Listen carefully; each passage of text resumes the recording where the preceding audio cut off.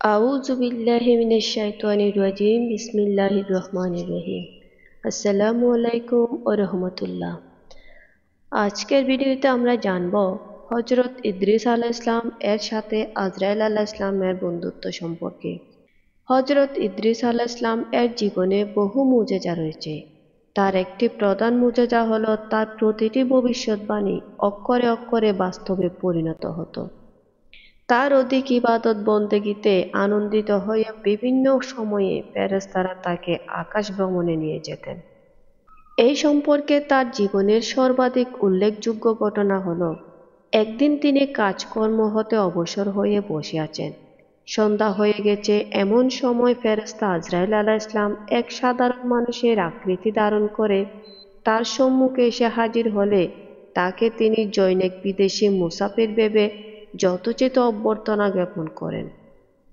হযরত ইদ্রিস আলাইহিস সালাম সর্বদা সিয়াম সাধনায় রত থাকতেন এবং প্রত্যহ সন্ধ্যার পূর্বে তার ইফতারের জন্য জান্নাত থেকে খাবার আসত।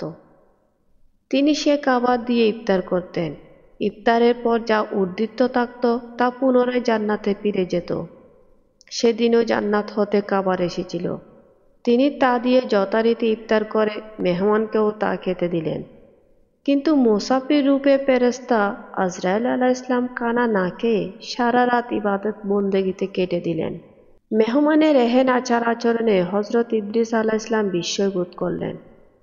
পরদিন প্রত্যুষে হযরত ইদ্রিস আলাইহিস সালাম মুসাফির রূপে আজরাইলকে বলেন, হে মুসাফির, চলুন আমরা একটু ভ্রমণ করে আল্লাহ তাআলার কুদরত সমূহ অবলোকন করে আসি।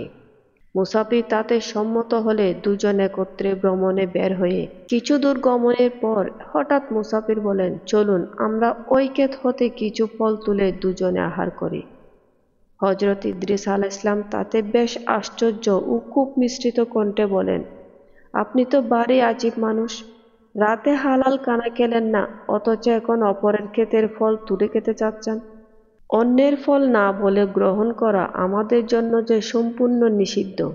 মুসাফির তার কথার কোনো জবাব না দিয়ে সামনে অগ্রসর হতে লাগলেন। কিছু দূর সামনে অগ্রসর হওয়ার পর এক স্থানে কতগুলো বকরী চরতে দেখে মুসাফির হযরত ইদ্রিস আলাইহিস সালামকে বললেন, চলুন ওখান থেকে একটা বকরী এনে আমরা জবাই করি, তা বেশ মজা করে খাওয়া যাবে।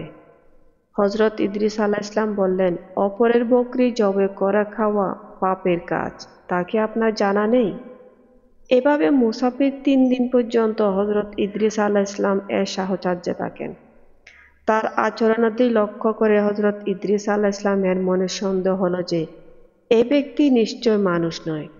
কাজেই তিনি আগন্তুককে বলেন, আল্লাহর কসম, আপনি আপনার প্রকৃত পরিচয়টা বলুন।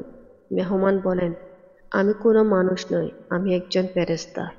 আমার নাম মালাকুত মউত আজরাইল। সালামু আলাইকুম ওয়া রাহমাতুল্লাহ।